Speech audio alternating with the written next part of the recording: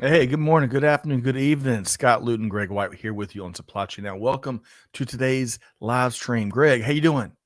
I'm much warmer now. Did you notice? Man, it's a quick change. It was quick change, wasn't it? Yeah. From the green room.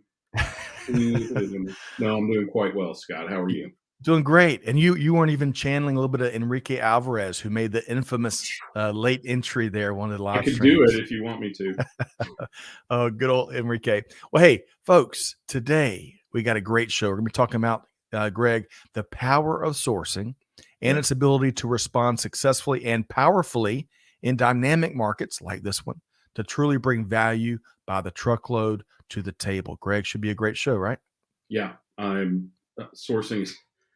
I mean, if it hadn't been a topic before, it's suddenly a topic of quite large concern these days, isn't it? That's right. And as Not you, just how you're getting it, but where you're getting it that's right. and whether you're getting it. Well, one of the comments you've made a couple times, especially dating back to the middle of the pandemic, supply chain, the craft, as you put it, got a seat at the table a few years back or so, and they got to do something about it, as you like to say. Mhm. And we're seeing very similarly sourcing and procurement, and those functional areas of leadership finally have a seat at the table now as well, right? Well, often, when we talk about sourcing and procurement, sometimes that's sourcing and procurement of the direct materials that go into building the stuff that's on those shelves behind you, right? The bottles and lids for sodas and covers for books and the packaging and sometimes even the componentry or raw materials of what makes what we buy every day. That's right. And where all that stuff comes from, and how can you really leverage strategically the power of sourcing, which is what we're going to talk about a lot here today. So, a lot of good stuff. So, folks, welcome in. We want to hear from you throughout the hour. So, use the cheap seats as we call it, or the sky boxes. We're in football season now, Greg. We're going to be sharing those comments throughout the hour. So, Greg, are you ready? You buckled in, ready to go? Let's All go. right, man. We're making highfalutin Yeah, sound effects and sound everything. effects these days on supply chain now. Okay, with no further ado, I want to welcome in our guest here today, Ahmed Jawani, Director of Product and Segment Marketing with Coupa. Hey, Ahmed, how you doing? Hey, good. How are you Um, guys doing? We are doing wonderful. We've really enjoyed our pre-show discussions. We talked a lot of baseball on the front end. We talked about food. We talked about that beautiful city over your right shoulder, which right, is Ahmed. Toronto, and how to pronounce it correctly as right. a true Canadian. Yeah. Just talking about Toronto made me cold, so I had to put this on. So, Well, and so take it one step further. So, as you heard, Ahmed just talked about pronouncing Toronto correctly. Greg, we have a similar challenge in Atlanta, right? How your you just comment did there, it. You nailed it. It's not Atlanta, just like it's not Toronto, right? right? It's Toronto Right. and Atlanta. All ends, all It ends. all ends. Maybe a slight D in there. Well, hey, beyond geography, we're going to start with a fun warm-up question in just a second, Ahmed. But I want to share a few folks that are here with us from Andre via LinkedIn. Let us know where you're tuned in from. Nathan, I believe, Nilton, I believe, from Paris. What a gorgeous and wonderful world city there. He's tuned in from LinkedIn as well. Alfonso from the Mojave Desert in California via LinkedIn. Great to see you, Alfonso. So, folks, we want to hear from you throughout the episode. Comment on what on the whole conversation, and we'll be sharing that with Ahmed and Greg. Okay. So, Ahmed, as we discovered before we get into talking all things sourcing a lot more, we discovered in the pre-show conversations that you're a bit like us. You're maybe a lot like us. You're a big foodie. So, Huge Greg, foodie. huge.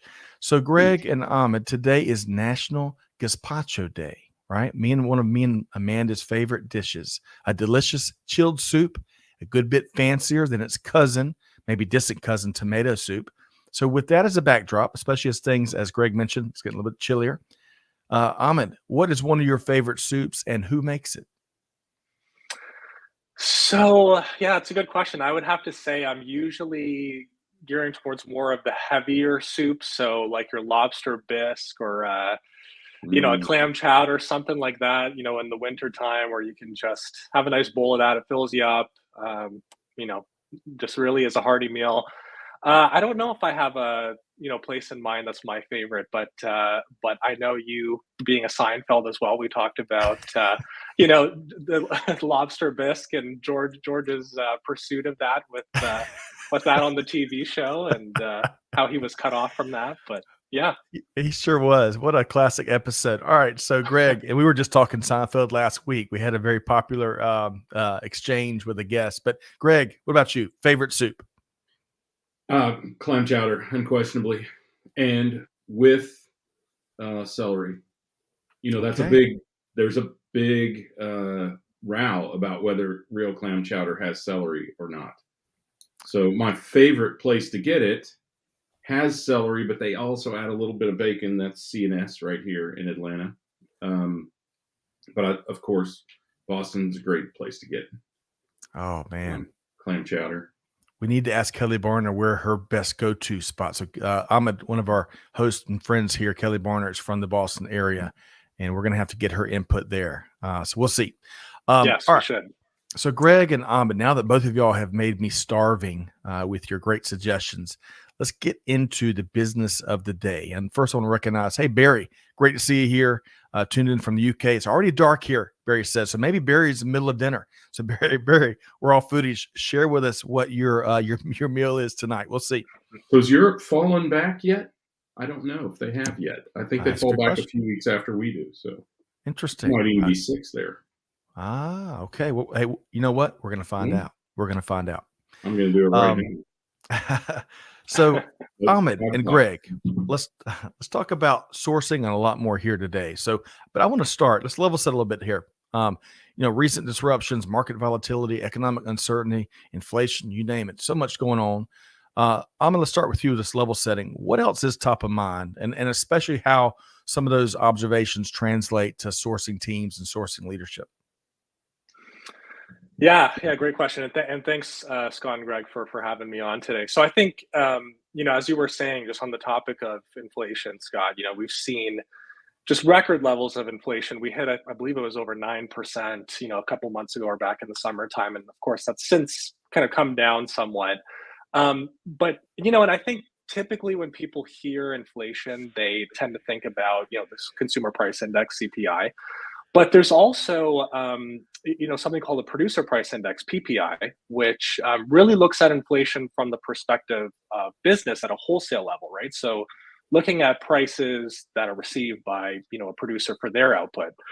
So, similar to CPI, I think PPI shot up quite a bit and has since come down. But it was interesting how just overall higher input and material costs were affecting companies with physical supply chains, right? And how, of course, that was then being translated at the consumer level. And then one other thing that's an interesting measurement too was something called the consumer confidence index, right? So with all this inflation going on and rising interest rates and really that index looking at future developments of household consumption and their sentiment around just kind of general economics, that's dropped significantly. I think it's at its lowest rate in about a decade. So all that to say that demand for goods and services is slowing, and we're seeing that play out, of course. Well said. Greg, being our chief economist here at Supply Chain Now, what would you add to what Ahmed just shared? Yeah, let me just start with my usual disclaimer. Not an economist, but as accurate as they ever are. I think inflation has to be the number one thing that we've seen, and it's at a far higher rate than any government is reporting. And in a lot of cases, it's very, very targeted inflation. Eggs, Scott, we talk about all the time, and various and sundry other things that are up 30% and more. So it's not insubstantial, and it is largely driven by either the cost of the materials or of the finished products or of the transport of those products. Though fortunately, that seems to have come down pretty dramatically in last months. But there's a lot of sustained, definitely not transitory inflation out there, and it will sustain. I will go with the economists on this. They're all saying, many are saying that it will sustain through 2023 and possibly 2024. Yep. So Greg, you bring up an interesting point around the transportation side of things, because when we see, these fluctuations in supply and demand, we're seeing just generally consumption slow down, orders slow down. We've seen how that plays out in the transportation market. So even if you look at something like ocean freight, if we look at like a container index Mhm. just for the cost of a 40-foot container, around the same time last year was hovering around, the $10,000 mark, and now it's dropped to about $2,200. So like an 80% Wow. drop, which is very significant. And similarly on the air freight side, if you look at just any typical route, even just Hong Kong to the United States, in terms of the cost per kilo of shipping goods, it's been cut in about half, right, since the same time last year. So Yeah.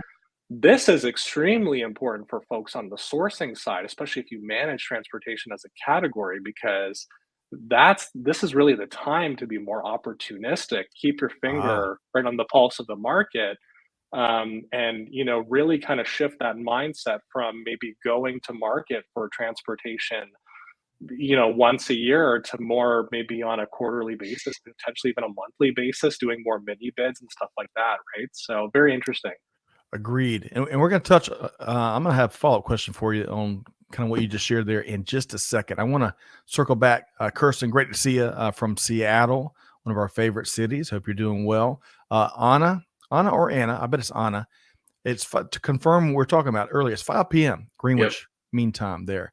And Andre agrees with you were saying earlier about how challenging 2023 is going to be, Greg. I think you probably find a lot of agreement across one of the smartest audiences in all of global business.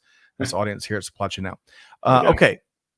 So Ahmed, I want to get back to your point a second ago about kind of the opportunities that exist. And one of our favorite phrases around here was uttered by, was it I want to say Chris Bell, but I'm getting that name wrong, Greg. How you can find opportunities without being opportunistic. That's such a, I always loved how well put that was. So supply Kevin chain, Bell. what's that? Kevin Bell, thanks to Yes, Amanda. Kevin Bell. Thank you. Yeah. So Ahmed, broader supply chain is all as it's always asked to find more resiliency, tackle more problems, including proactively, risk mitigation, risk management, you name it, make stuff happen. But how more and more do you see sourcing being asked to lead during these challenging times? Yeah, no, I think that's a very relevant question for our discussion. I think it's safe to say that procurement and sourcing leaders, they're facing one of the toughest market environments potentially in their careers, right? And even if you look back before the pandemic, we were seeing, just in general, just cost fairly stabilized. Procurement organizations were able to operate, successfully, but now with the inflationary surge and scarcity of critical supplies in some respects, Mhm. it's made that traditional operating model increasingly more costly, right? And it's kind of forcing them to switch gears a little bit, right? So sourcing leaders are really being asked to lead, to create additional sources of value, and really taking advantage of these market shifts, these opportunities to work more effectively with their supply base, right? It could be incumbent suppliers, new suppliers, and value is a very interesting word, especially as it relates to what we talk about procurement and sourcing, because truly value is an eye of the beholder, right? I know that in many viewpoints, procurement and sourcing, they're asked to primarily step up and lead from a cost reduction perspective, right? Where are opportunities where we can save costs in times of inflation. But how do you balance that with longer term business continuity and resilience, right? Because you don't want to just make all of these extreme cuts across the board, right? I think you really want to take more of a surgical approach to, if we are going to try to get to market more often in an effort to reduce our total cost, right? How do we balance that out with, again, things like just sustainability and even the supplier's ability to continue serving us as a company? and making sure that potentially you even have more of a diverse supplier mix. You're looking at different regionalization strategies and so on, right? So there really does need to be a balance from that perspective. Well said. Man, a lot of good stuff there. Greg, your thoughts on what Ahmed just shared? Well, we can't be singularly focused on cost anymore, because the presumption of focusing on cost is all the five most dangerous words in supply chain and procurement, all other things being equal. Mm, And they never are equal. And if the pandemic didn't show us that, I don't know what would. So, you have to consider the resiliency we just spoke about. You have to consider the spirit of partnership that the companies that you're working with provide. You have to consider quality, right? The pace of play, all of those things. And now, particularly in the States and EU and UK, you have to consider the good citizenship of your sources, because now U.S. companies, per the SEC, are being held accountable for the performance of their supply chain, right? Their downline, to quote an old Amway phrase, right? Right? They are being held responsible for the emissions performance through the Scope 3 emissions standards, and they have to report that to their shareholders. It's just like their profit and loss statement now. So, choosing your suppliers very carefully and based on multiple facets is more important than it's ever been, because now it's exposed to the entirety of the world. That's right. We were just talking yesterday, talking about sourcing, about all those thousands of containers of solar panels sitting in ports detained by U.S. Customs because of where they are being made, and getting to the bottom of that. Greg, we were just talking about it yesterday. Ahmed, I want to keep going down this path, but really quick, I want to welcome in Glorimar, one of our favorites from California. Great to see you. Joshua's in one of the most beautiful cities, Asheville, North Carolina. Great to see you, Joshua. And Ashant from Mauritius. Ashant, great to have you here. And y'all comment. Tell us what you think about the role of sourcing in today's environment and getting through these challenging times. Ahmad, both of y'all have mentioned the word resilient numerous times, right? With meaning, not because it's cliche, but true. That's what every supply chain's after, right? Really, resiliency. So when it comes to strategic sourcing, how does that factor into organizations trying to become more agile and resilient? Yeah, so I think we touched on a little bit earlier around how sourcing teams and really just keeping a pulse on what's going on in the market can allow them to be opportunistic in some cases and take advantage again if cost reduction opportunities are of importance, or perhaps it's even just securing critical supplier capacity in some areas, right? That the changes and the fluctuations that are going on right now allow them to do so. So getting to market faster in response to these changes, transportation rates, raw material availability, et cetera, that really from that perspective, sourcing can be agile and really focus on, speed of execution, assuming that they have a solid process, or they're using digital tools, et cetera. But in addition, the criteria that they use to make effective decisions, again, in terms of looking at their supplier mix, differentiating with supplier-led innovation, or maximizing spend on contracts with the right suppliers. Those are what's going to lead to business continuity and resilience at the end of the day. Yep. Greg, I'm going to pull you in just a second. Ahmed brought up the D word, right? Digitalization. I can never say that. It's like democratization. It just doesn't roll off my tongue like I want it to. So have sourcing and procurement organizations done enough when it comes to digitalization, Ahmed? And if not, which is probably the likely answer, I'm assuming, what's holding them back? Your thoughts there? Yeah, so what we continue to see, Scott, is, and I think where we're at now is, folks and organizations are realizing more and more the importance of investing in digital capabilities and knowledge in order to build out their sourcing practices and their functions, right? But we do still tend to see some companies, even larger companies, that are still highly manual, or they're fraught with spreadsheets and inefficiencies. And for those organizations, right, that really still haven't invested in the right capabilities and expertise, to me, it's just a matter of time, right? The function is becoming increasingly complex. These teams are being asked to do more with less. And that applies, by the way, whether we're talking about indirect or direct goods and services, right? Right. It's both sides of the fence.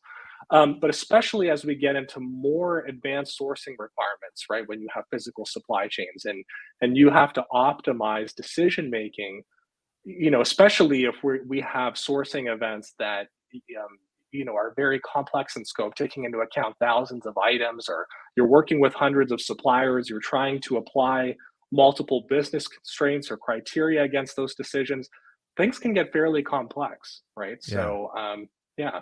In a hurry. And those are things that are already complex. They get even more complex. Greg, I know this is one of your favorite topics, a lot of those things that Ahmed just shared. Your thoughts? Yeah, my first thought is I want to be clear about this. Spreadsheets are not digitalization. So true. Right? Spreadsheets might as well be manual. Spreadsheets are electronic notepads, right? Or whatever you want to call it. So I think you have to recognize that what Ahmed is talking about is real digitalization, real agility, to your point, and resiliency, and that you have to recognize that you are working in an incredibly complex environment that he just talked about, and understand that you are constantly doing this balancing act, right? Risk balancing is what supply chain is all about. It's essentially balancing a number of things, right? Cost, obviously, but as in the past, cost was pretty much the only thing we cared about because of those 5 deadly words.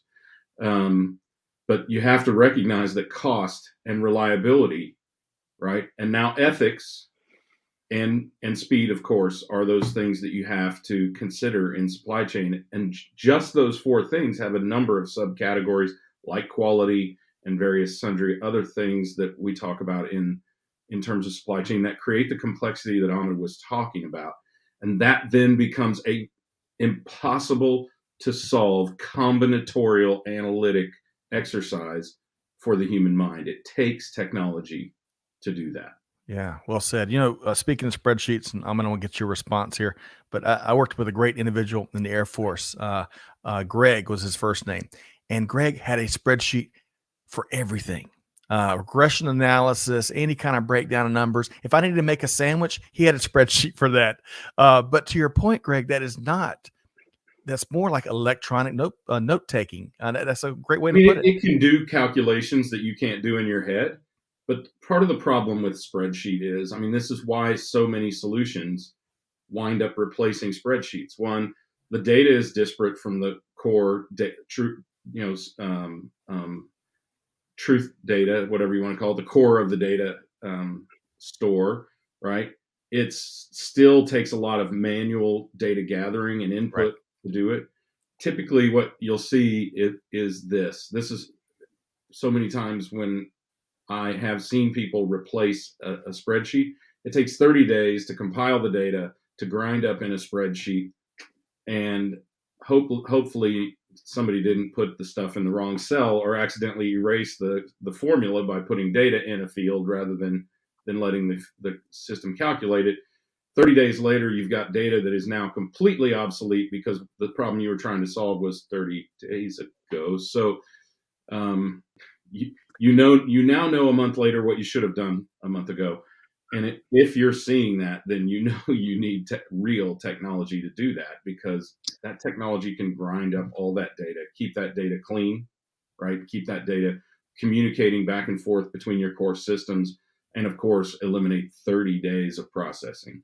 Man. Absolutely. And Greg, just to elaborate on that quickly, and I think we'll probably touch on this later, Scott, is especially when we think about getting other stakeholders in the business, across the business, involved in sourcing decisions. If you're relying on spreadsheets, again, to try to crunch those numbers and have you come out to, or really present folks with an optimal scenario, you're not going to get, I would already say that organizations are faced with challenges in terms of getting stakeholder adoption, having their inputs in terms of sourcing decisions, right? And that spreadsheet process is just exacerbating the issue. But Mhm. and we even sometimes, see this as well with some of our prospective clients is for those organizations that are very immature, if you will, where they may even still be using spreadsheets to actually conduct their events. So they're sending spreadsheets out to a handful of suppliers, and they're asking, their suppliers to respond. They're really finding it difficult to drive the right behavior in terms of a supplier adhering to format, like you were saying, Greg, and not deleting Mhm. things or moving things around. And once you try to collect all that data, how do you make sense of it? And so we definitely need to move away from that in general. Agreed. Agreed. And let's move forward for the sake of time. I'm going to get a couple quick comments in here from our audience. Uh, Yamini says procurement was seen as a cost saving function a bit lately with focus on cost management. The function has become increasingly important for business, and I would argue much more important for business. In such scenarios, how the trend today in terms of investing in procurement processes, be it digitization or getting a BSM tool. Thank you for sharing that. El Moise is talking about how Gartner, more than 50% of companies, according to Gartner, have not yet actively started to build a roadmap for supply chain digital transformation. Huge opportunity in the market. And finally, Scott, great to have you with us today once again. Going back to the soup question, it's his favorite soup is his own clam chowder. All right, Scott. Shameless self I, promotion I gotta there. I gotta I gotta try making that myself too. Yeah, But I am willing to give you a taste test, Scott. If that okay. Well, right, I think Ahmed and I we can taste test your clam chowder and determine whether it is in fact the greatest. all right. Well, Scott, you gotta. We're challenging you to either share your clam chowder or your recipe. Okay, that's that. We're gonna throw down the gauntlet. And then finally, Glormar says, air power, meaning the Air Force, is full of spreadsheets and PowerPoint slides. Glormar, I got out in '02, and so it's been a little while, but that no truer statement hath been spoken. Okay, bringing it back, Ahmed. Let's get back to the discussion. I want to talk in particular. We're seeing a lot of comments around optimization. Both you and Greg both mentioned optimization, critical enabler for sourcing teams. Especially when dealing with this complexity you're talking about and these highly complex events, in many cases, events that we haven't seen in a generation or so. Not be too dramatic. Um, Tell us more about that, and if you see any tangible examples of what you're seeing, use cases that you can share about it.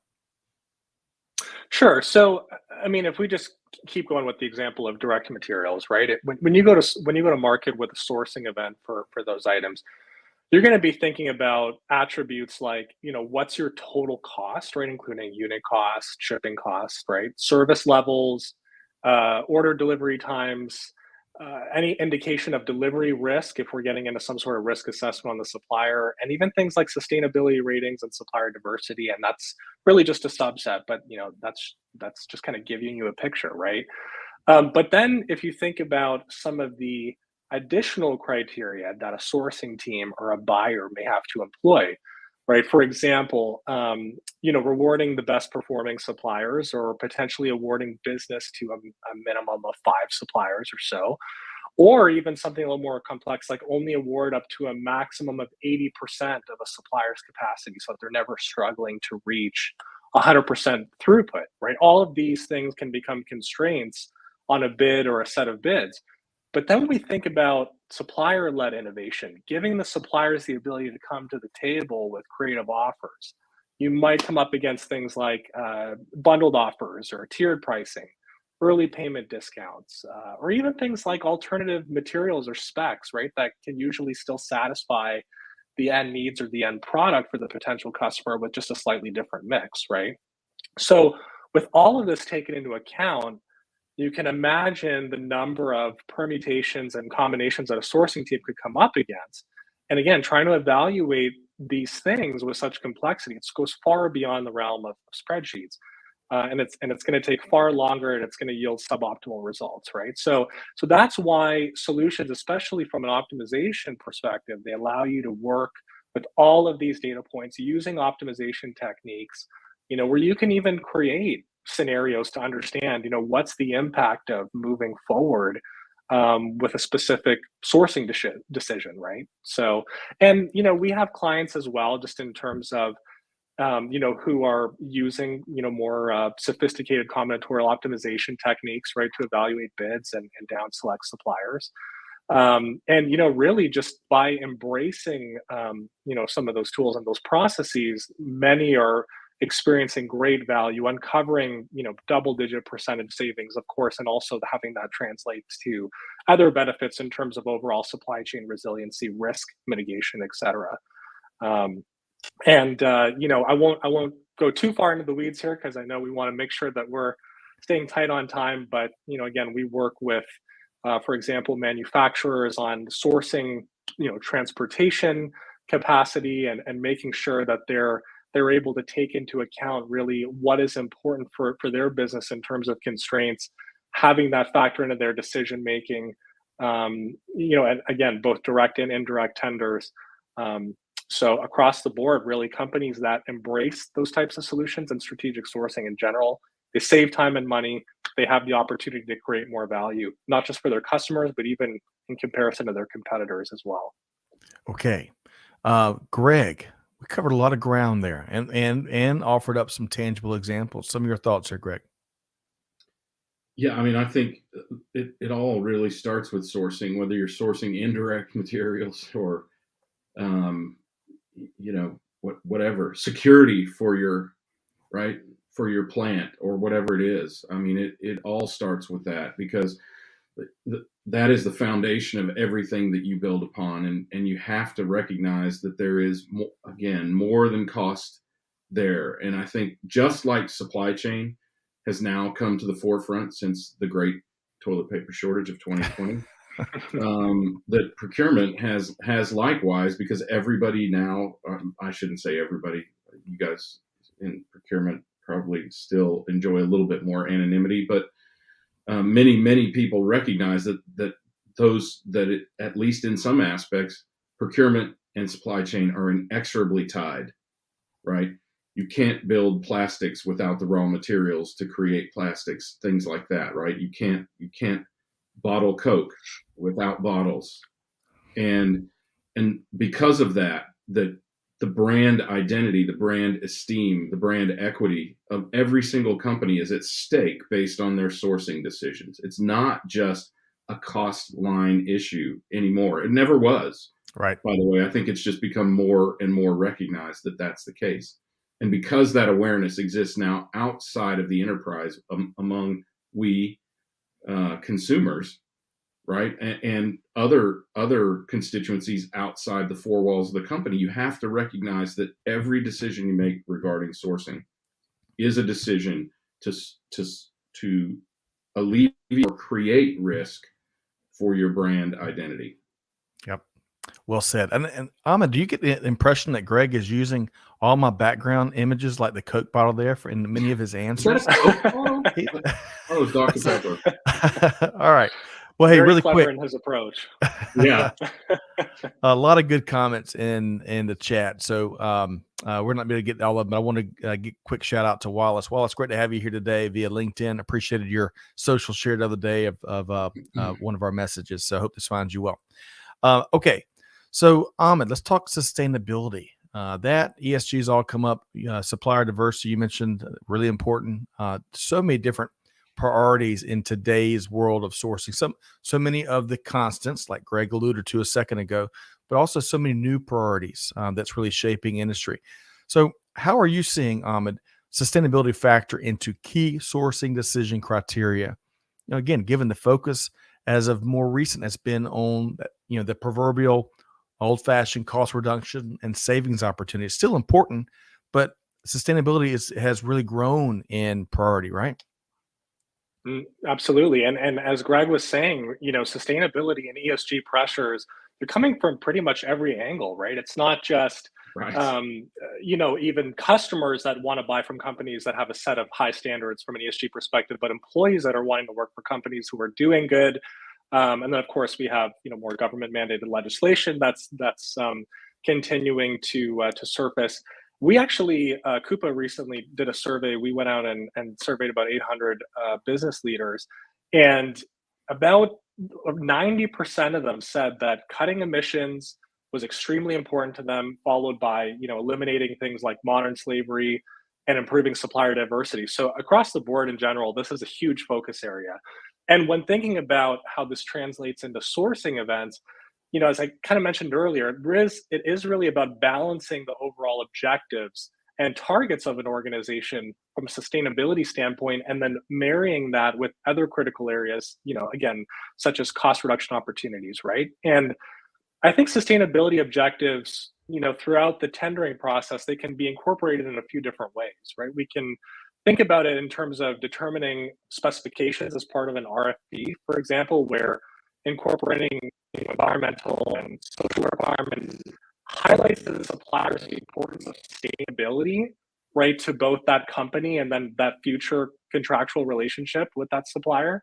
And then, of course, at the selection stage, when you have specific selection criteria together with related scoring and weightings, being able to sufficiently collect information and ensure that you have a thorough and consistent assessment of the sustainability commitments outlined in the supplier's bids and proposals, right? And we, of course, work with clients that have key sustainability questions that they incorporate as part of their tenders, things like CO2 emissions and other sustainability factors to make more informed award decisions. And then, of course, to track those sustainability commitments over time.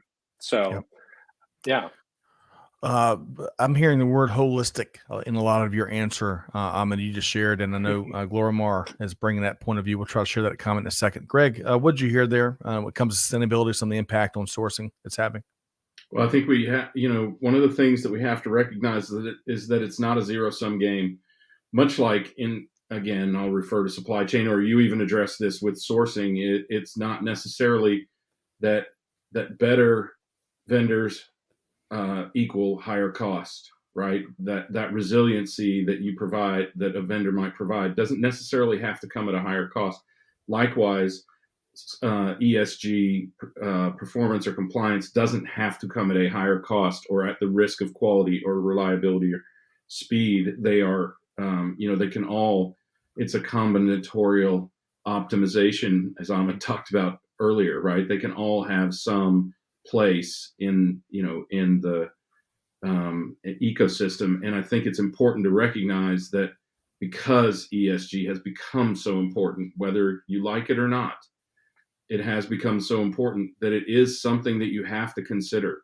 Because just imagine that you don't consider it and something dramatic happens, like you are found. And I just saw an article from a buddy who is hyper aware of this, that a lot of products in the automotive industry come from Xinjiang province, where we know virtually all of the labor is slave labor, right? So imagine that you're GM and found to be using slave labor for whatever parts it is you get from Xinjiang province, and the damage that can do to your reputation. Not unlike cybersecurity, right? We still talk about Target and their cybersecurity failing that happened almost a decade ago from just one small little mishap. Yeah. Right. Well said. And Tim Nelson, to carry out that example a little further, you were just sharing there, Greg. Tim Nelson with Hope for Justice, who leads that nonprofit, doing great work, battling modern slavery and human trafficking. And I'm a paraphrase. It's not when you find it. It's not if you find it. It's when you find it. What are you doing about it? That's the big question for leadership. So, Ahmed, we're going to have to get are you looking hard enough to find it also, because good point. I think a lot of companies, and I can't blame them, they benefit from cognitive dissonance, right? We don't look too hard, we won't find it. But now they really have no choice. The SEC, the EU, and the UK have compelled them to find those issues in their supply chains and to do something about it. Welcome development for sure. Ahmed, I'd love to get your take on whether, Greg's comments, our comments there, and then we're going to talk about other stakeholders. But your Sure. quick comment before I go in that direction. Oh yeah, I wholeheartedly agree with what Greg was saying. That's where we also kind of get into the topic of just third-party risk management in general, right? And truly understanding not just our suppliers, but our suppliers as well. What does that overall kind of nth tier network look like? And are they adhering to, just in general, the overall targets from a sustainability, from a risk perspective of the organization? And I think those, supplier potential risks and those risk assessments are essential as part of, your sourcing strategy and your sourcing events overall. So true. So true. You got to look at the suppliers. You can't just stop at the next tier up. I'll share a couple of quick comments, and I'm gonna get back to other stakeholders here. I want to go T Squared, who holds down the fort for us on YouTube, says procurement and supply chain are conjoined twins. To separate would be precarious to any business operation. And he says, parentheses, Captain Obvious statement. So love that. And Glormar. Still needs to be said. Yeah, it does. Captain Obvious statement. So true. Glormar says, I really believe that the lack of holistic view of procurement, supply chain, and the newer sustainability made many companies less competitive and was also a constraint during the toilet paper era. Well said there, Glormar. I agree. Okay, so let's get back to, we're just talking about kind of sustainability's impact, but other stakeholders. Speaking of holistically, when it comes to other stakeholders, how are their inputs being factored into decision criteria and sourcing award evaluations, Ahmed? Yeah, and I think, companies have a little more to do in this regard, right? We definitely see room for improvement in terms of, again, stakeholder adoption and getting stakeholders involved in the process. We think a best practice is really for relevant business stakeholders to be included in the sourcing process from the beginning when you're thinking through kind of overall business drivers for the event and your sourcing strategy, including how you're going to ultimately make a final award decision. Because if that's not something that you collaborate or align on from the get-go, it's going to make the downstream process extremely tricky and time consuming, right? And not only to kind of help align on drivers for an event, but also how does that kind of inform the overall design and approach of a sourcing event, right? In terms of critical information capture that's necessary to make important decisions. And of course, when it comes time to collect information from suppliers, even work with stakeholders to give suppliers feedback on areas that they can improve on, and then also ultimately coming down to a scoring process, and making that process repeatable so that stakeholders actually want to and see the value in participating in events going forward is extremely important, and really something that's really possible when you digitalize the process properly. So. Greg, more sounds like me. More goodness from the whole digitalization movement. Some of what Ahmed shared there. Your thoughts? Yeah, that and again, this compelled transparency, right? You said multi-tier. It's N-tier. N-tier is what we love to call stuff in technology. That means more than 2 or 3 tiers. And there are companies that have 7, 8 tiers, maybe more of suppliers. Some they never meet because they're a supplier of a supplier of a supplier of a supplier of a supplier, right? And now, again, they are responsible for those people that they would otherwise never meet. So yes. It's an important part of creating your ecosystem, and this rating notion is going to be very, very important from a number of aspects. That's right. So I think that digitalization, one of those 2 words really helps you get down to that nth tier and provide some visibility and transparency and insight to where all these people stand, which I think some people might find a little bit scary once they get down. Whenever I hear the N-tier phrase, it always takes me back to 6th grade algebra class. Mrs. Hokinson, one of the smartest and best teachers ever had. You remember your teacher's names? Oh man, she helped me solve that one train's leaving Chicago and one train's leaving Toronto, and when 2 hours, all that stuff. She should be given a Nobel Prize for that. That's true. All right. Back to, I digress. Ahmed, let's talk about, I think one of my favorite questions I want to ask you here today, because really you and Greg have been speaking to this as well as some of our commenters in on so many different ways. So let's talk about the level of collaboration. What's it like currently between sourcing and the supply chain function overall? Is there room for improvement?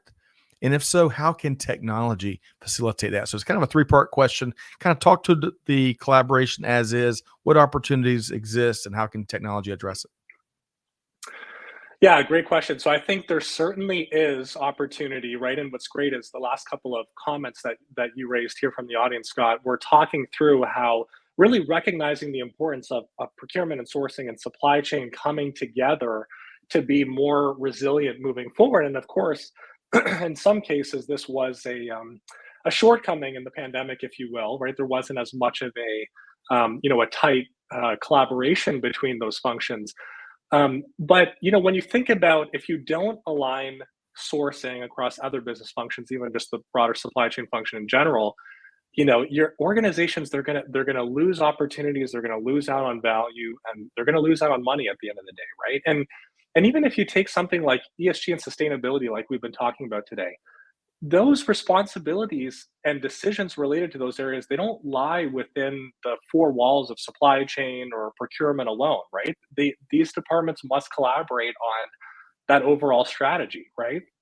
And I would also say that in general, just source to pay cycles and even just broader supply chain design and planning areas, they're becoming more increasingly intertwined because they got to be able to adapt to change while staying connected. So, for example, you may have a supply chain that's built out from a design and planning perspective, right? But you may notice in that model that, hey, there is a significant opportunity for us to either secure transportation to bring a new product to market, or help kind of inventory flows to another market, right? And how do you then connect that to something like sourcing, right, where you're now communicating with that team to say, okay, we now have to go to market with these transportation routes and lanes and go secure that critical capacity, so that we're almost doing this exercise of continuous optimization, right?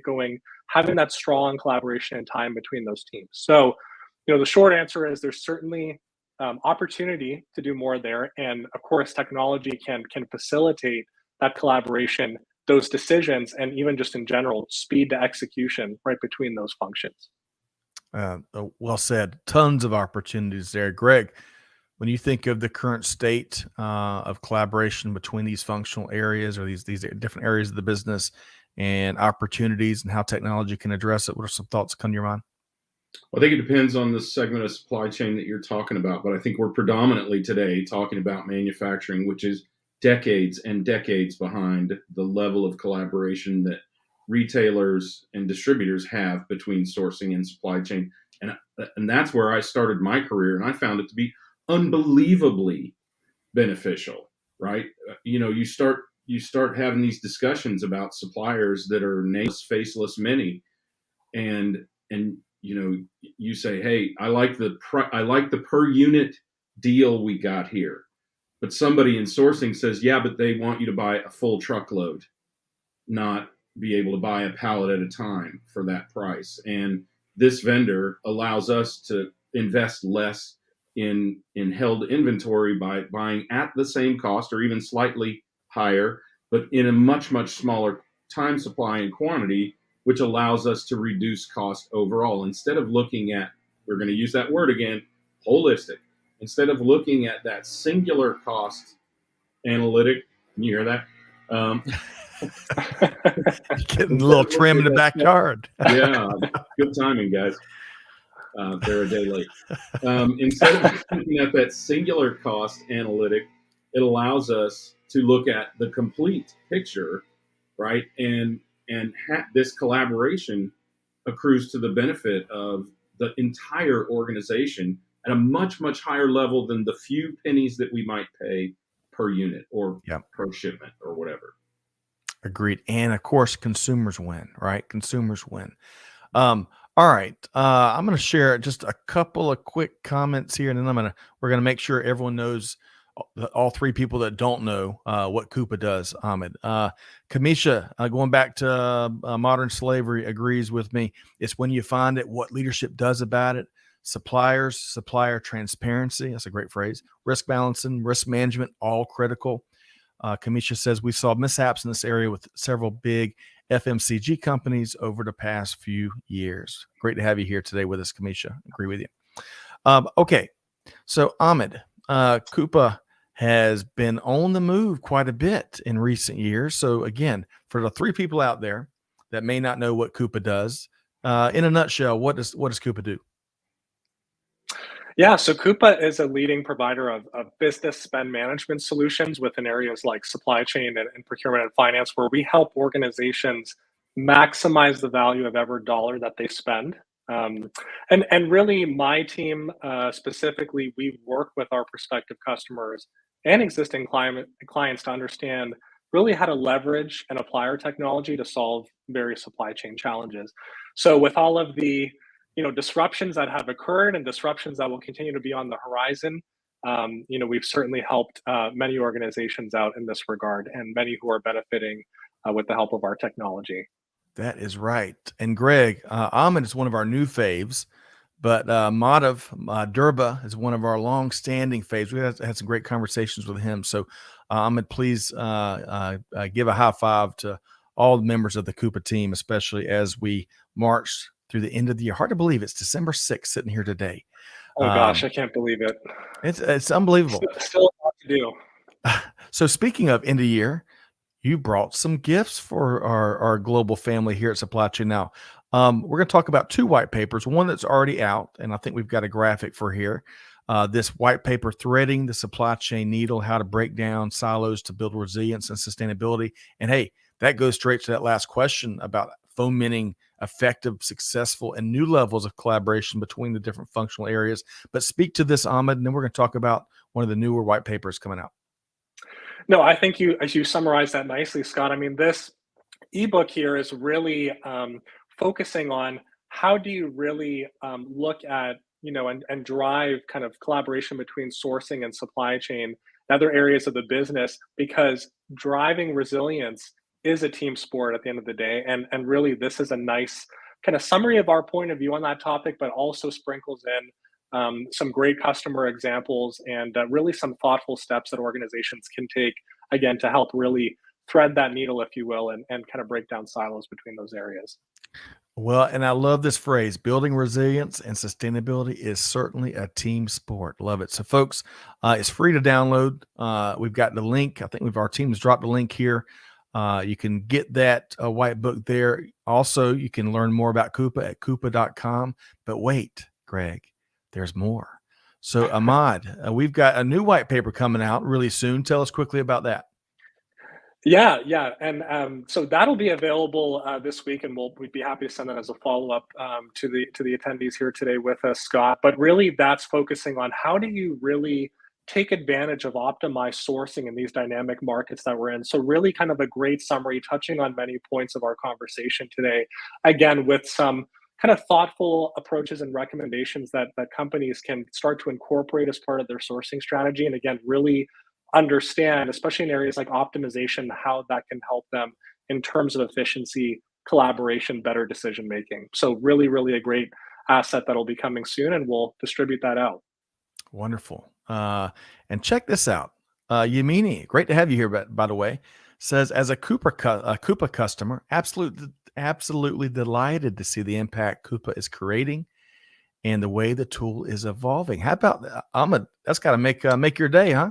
It totally makes my day. Thank you for the comment, Yamini. That's really, really great to work with happy customers and seeing some of that validation today in our discussion. So, I bet. Okay, so Greg, while we still have Ahmed, we're about to make sure folks know how to connect with him.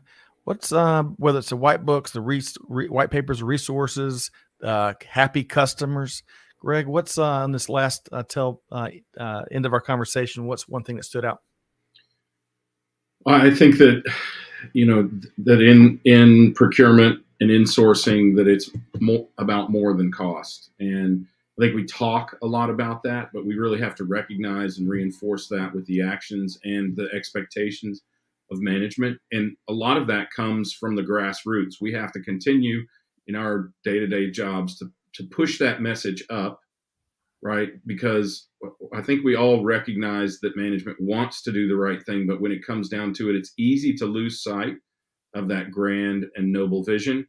when you're down in the weeds talking about cost. And I think we have to do kind of what I described before. We have to identify, here is the alternate cost of not doing X, right? Of here's the potential cost of not being sustainable, or doing business with slave traders, or whatever. And that is upon each of us in the operation to quantify that and to present that back to management, so that it is constant. Look, they deal with numbers all day long. They have to present those numbers to the internal and to the external constituencies of the company, and we have to arm them with information that allows them to make those justifications. Well said, Greg. I can't agree more. Ahmed, how can folks connect with you? Obviously, folks can learn more about Coupa at coupa.com, but how can they connect and compare notes with you about all the cool things going on across not just global supply chain, but specifically sourcing and procurement? Yeah, no, I would encourage folks to please connect with me on LinkedIn. I believe I shared my LinkedIn with you, Scott, and we can hopefully post that as well. But happy to get connected with folks. Even have one-on-one conversations with any of you that are more interested in Coupa, and would be happy to just kind of take the discussion further. Wonderful. And talk food, right? And talk food, for sure. That's a critical piece. Well, hey, big thanks, Ahmed. I really enjoyed our chat here today. Big thanks to Ahmed Jawani, Director of Product and Segment Marketing with Coupa. Thanks so much, Ahmed. Thank you for having me. You bet. Man, Swoosh is on the money here today. Indeed. And folks, I'm going to have to do a little bit of procurement collaboration right here. Do you mind if I yell out the window real quick? I'm just kidding. Please go. That'd make my day. Hey, by the way, connect with Ahmed. You're going to enjoy chatting with him, seeing the content they share. Trust me, the same Ahmed you see here in front of the camera is the same one behind the camera. So great guy, and do that. And by the way, yes, the swoosh waits for no one. That is so true. And Jose, hey, I appreciate that. Amazing discussion, man. You don't hear that every day. But hey, between Ahmed and Greg and all the great comments, gosh, Yamini and all the others, I thought it was a very intriguing and informational discussion as well. Appreciate your feedback. Okay, Greg, I've kind of already asked you for your final thought. I just wanted, as we are about to sign off here, I just wanted to kind of echo and double down. It's not 1982, folks. Sourcing and procurement, the organizations that are only using all of that immense talent just to drive down costs, is so short-sighted, so old-fashioned. Get with the times and unleash the power of sourcing and procurement. And with that, Greg, before I sign off, I'm going to give you the last word here today. Yeah, I think one of the things that we have to recognize is that each of the tiers of supply chain, I generally call those manufacturing, sourcing, manufacturing, distribution, and retail, they can learn from one another. And a lot of these lessons have been learned and applied in retail before. And I think we have sort of inverted the curve in terms of where we ought to be learning from. Because manufacturers have all the money and they get all the consulting dollars, people project that they are far more advanced. But the fact is, after decades and decades of study, they are far behind the times of retailers, largely because retailers have very tight margins. They are and have been for centuries, literally centuries, customer facing. So they are used to facing that constituency that manufacturers are just coming to face now. And because they have had all of the risk of carrying inventory foisted upon them by the manufacturers since literally the beginning of time. So that literally, right? I think about the markets of the old days. The brontosauruses always were driving procurement and sourcing decisions. I always think about that scene in Aladdin where they're kind of sailing through the market. Agrabah. But because of that, they have had to become very, very efficient. And there is a lot that manufacturers can learn from the efficiencies between sourcing and supply chain and other aspects of the business that retailers have. And I wish more manufacturers and brands would reach out to and confess their need for knowledge and pick it up and learn it, because it would accelerate things dramatically in terms of broader procurement and supply chain advancement. So true. So true. And we're going to leave it there here today. What a full session. Thanks for everybody's feedback. Thanks for everybody's participation. There's a lot of gold there in the comments. And of course, big thanks to Ahmed for being here with us today and the whole Coupa team. I love what they're doing and the good change they're driving across industry. Greg, always a pleasure to knock out these conversations with you. Likewise. Appreciate it. You bet. Hopefully folks enjoyed this conversation as much as we have. And with that said, Scott Luton challenging you, our entire Supply Chain Now team, challenging you to do good, to give forward, and to be the change that's needed. And with that said, we'll see you next time right back here at Supply Chain Now. Thanks, everybody.